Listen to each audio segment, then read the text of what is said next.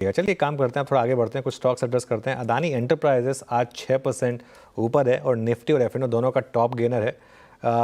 यतिन से जानते हैं कि ये तेज़ी आज इसमें क्यों आ रही है। यतिन, गुड आफ्टरनून, बताइए। Good afternoon. और अदानी एंटरप्राइजेस की बात करें तो इनका जो एयरपोर्ट्स कारोबार है, इसको लेके एक अपडेट आई है। अपडेट ये है कि जो नवी मुंबई एयरपोर्ट है, यहाँ जो टेस्ट फ्लाइट की जो प्रक्रिया थी वो पूरी हो चुकी है। इनफैक्ट जो वैलिडेशन टेस्ट था वो काफ़ी सक्सेसफुल रहा है इंडिगो की फ़्लाइट के साथ, और 17 अप्रैल 2025 तक ये एयरपोर्ट ऑपरेशनल करने की कवायद कंपनी ने शुरू कर दी है। तो नए फाइनेंशियल ईयर में आपको नवी मुंबई एयरपोर्ट से एक बड़ा कंट्रीब्यूशन आता हुआ दिखाई पड़ सकता है।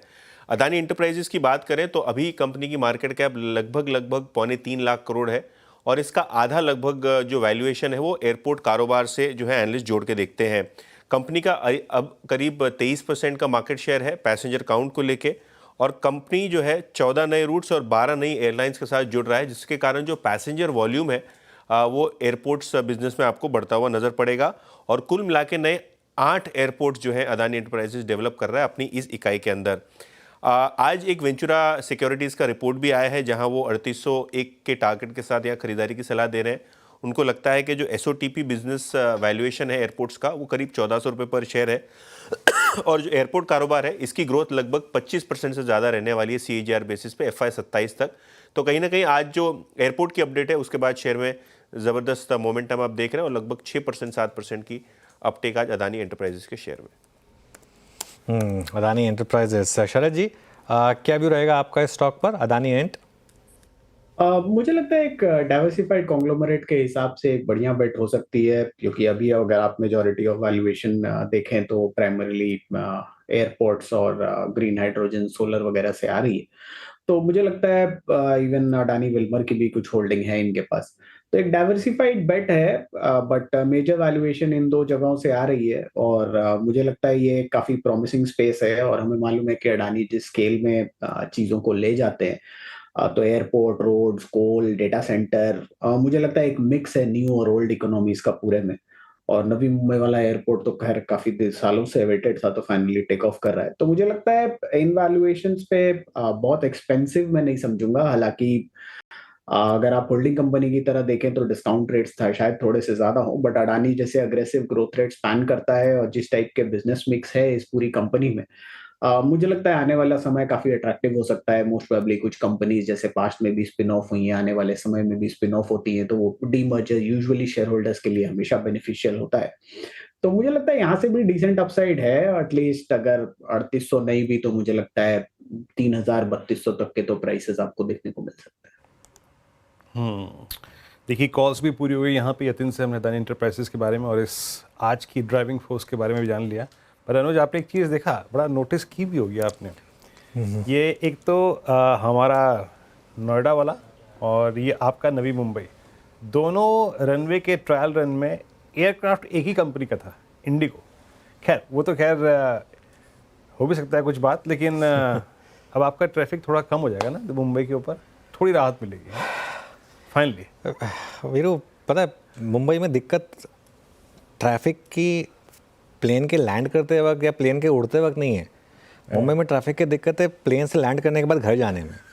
उसके बाद मैं मजाक नहीं कर रहा हूँ। मैं जब नितिन गडकरी जी आए थे उनसे मैंने ये सवाल पूछा था एक बार कि हम एक तरफ तो बात कर रहे हैं कि आप दिल्ली से देहरादून या फिर मुंबई से वाया अटल सेतु, नवी मुंबई, ऐसे कनेक्टिविटी है, लेकिन एयरपोर्ट पर लैंड होने के बाद वहाँ से अंधेरी घर जाने में, या वहाँ से अब तो खैर कोस्टल रोड बन गई तो उसके लिए अब वो वाला एग्जांपल शायद ना जमे, लेकिन वहाँ से टाउन साइड जाने में उसमें फिर 2 घंटे लग जाएं अगर, तो फिर फ़ायदा क्या हुआ। तो खैर, लेकिन खैर मुंबई जैसी सिटी को ज़रूरत थी। एक्चुअली मुंबई जैसे सिटी को 2 क्या 4 एयरपोर्ट होने चाहिए इस सिटी में। जिस तरीके की ये सिटी है, जिस तरीके का ट्रैफिक है, आप इतनी बड़ी बड़ी सिटीज़ देखिए, मिनिमम 2 एयरपोर्ट तो हर जगह होते हैं, कई जगह 4 भी होते हैं। तो अच्छी बात है। बाकी जो आपने कही बात की, हाँ ये भी है, वहाँ भी पहला प्लेन इंडिगो का ही लैंड हुआ था, यहाँ भी इंडिगो का। वो भी हमारी मार्केट नियर मोनोपोली बन चुकी है, तो इसके लिए उसमें भी कोई सरप्राइजिंग नहीं होना चाहिए। लेकिन बिरू जी हाँ, बट अब देखिए हमारा कब से शुरू होता है नोएडा का एयरपोर्ट। खैर इस बीच निफ्टी अब एट डे लो एट 23,641 और बैंक निफ्टी अनुज, ये आपको याद होगा जब हम डिस्कस कर रहे थे मेरे ख्याल से 4th वीक ऑफ दिसंबर में भी, वो एक अनफिनिश्ड बिजनेस था 200 डे एक्सपोनेंशियल एवरेज का निफ्टी बैंक का। अब वो लग रहा है स्क्रीन पे जिस प्रकार की निफ्टी पीएसयू बैंक इंडेक्स में वीकनेस है, इवन जिस प्रकार की वीकनेस एसबीआई में है, एसबीआई 800 के पोर्ट्राइटर्स के जोन को वायलेट करता हुआ, क्या ये प्रेशर पॉइंट अब बैंक निफ्टी जनरेट कर रहा है और ये चांसेस है टू दिमाग के? अनुज देखिए वीरू, क्या होता है ना, फ्रैंकली बोलो ना, बहुत कुछ ना स्क्रीन पर जो हो रहा है ना वो हमारा व्यू चेंज कर देता है। बट अदरवाइज सुबह एक समय पे ऐसा लग रहा था जब बैंक निफ्टी 52,000 क्रॉस कर रहा था, ऑलमोस्ट 52,000 उसने क्रॉस कर लिया था, तब ऐसा लग रहा था कि बस अब बैंक निफ्टी यहाँ से एक बड़ी रैली के लिए तैयार है ना। ये मार्केट में एक चीज़ तो क्लियर है कि वीकनेस बढ़ी है। मैं बताऊँ आज मुझे बैंक निफ्टी को देखकर डर क्यों लग रहा है, क्योंकि जिस तरीके से, जैसा मैंने फिर कहा, आप HDFC बैंक का आज का वॉल्यूम देखिए, आई थिंक ये अपने आप में एक आपको कुछ बयां कर रहा है। जो HDFC बैंक आज जिस तरीके के वॉल्यूम से गिरा है, आप देखिए करीब करीब BSE प्लस NSE को मिलाकर यहाँ पर 45-50 लाख शेयर्स के करीब ट्रेड हुए हैं। तो ये by the end of it एक थोड़ी सी आपको अनकंफर्टेबल फीलिंग दे रहा है। लेकिन मैं अभी भी यही कहूँगा, मार्केट अभी भी एक रेंज में ही है, अभी भी एक रेंज में ही है। इस मार्केट में ये भी नहीं कह सकते कि बस अब ये मार्केट यहाँ से टूट कर नीचे जाने वाला है।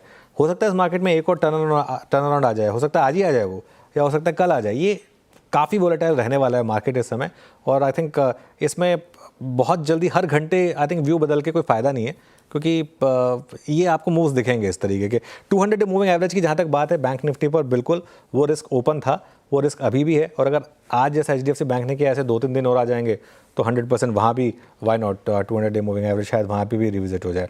लेकिन एक काम करते हैं वीरू, कुछ और स्टॉक्स की बात करते हैं। अब हमने इतनी नेगेटिविटी की बात कर ली, थोड़ी पॉजिटिविटी की बात भी हो जाए। कमज़ोर मार्केट में भी JSW एनर्जी ग्रीन में है, हालांकि डे ऑफ हाई से थोड़ा नीचे आया है।